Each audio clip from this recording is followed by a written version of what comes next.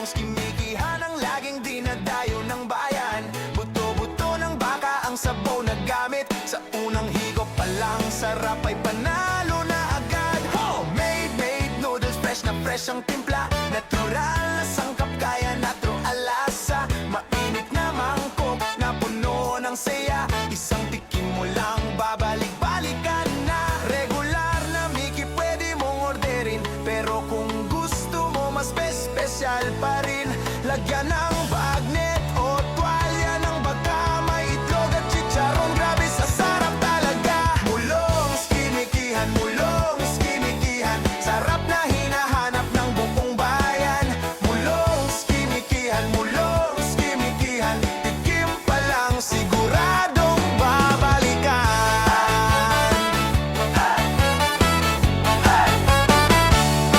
May kara-kara ng manok na swak sa sabaw. Sa bawat higop mo parang fiesta ang galaw. Sa lutong alaga ni Christopher na tunay, bawat order panalo, walang sablay. Araw-araw bukas alas 3 ng hapon, mga suki dumadayo kahit saan manggaling. Kwento tawanan habang kumakain sa Mulong skimikihan. Sarap ay walang katulad din.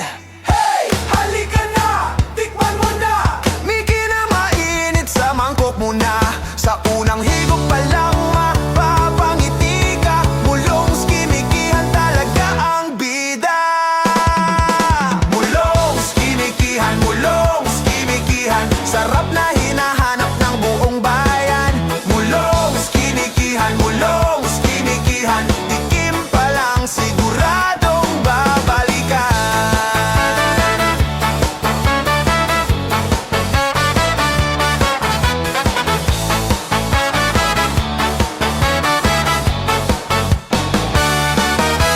Mulong skimikihan, Mulong skimikihan,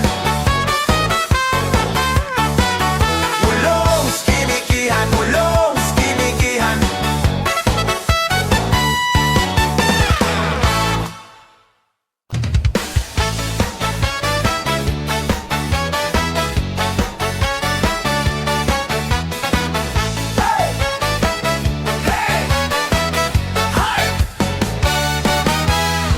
Mga ka-food trip, halika na sa Giling Rosales, Pangasinan. Kung Mickey ang usapan, dito ka na. Sa Giling Rosales, may sikat na kainan. Mulong skimikihan ang laging dinadayo ng bayan. Buto-buto ng baka ang sabaw na gamit. Sa unang higop pa lang, sarap ay panalo na agad. Homemade noodles, fresh na fresh ang timpla.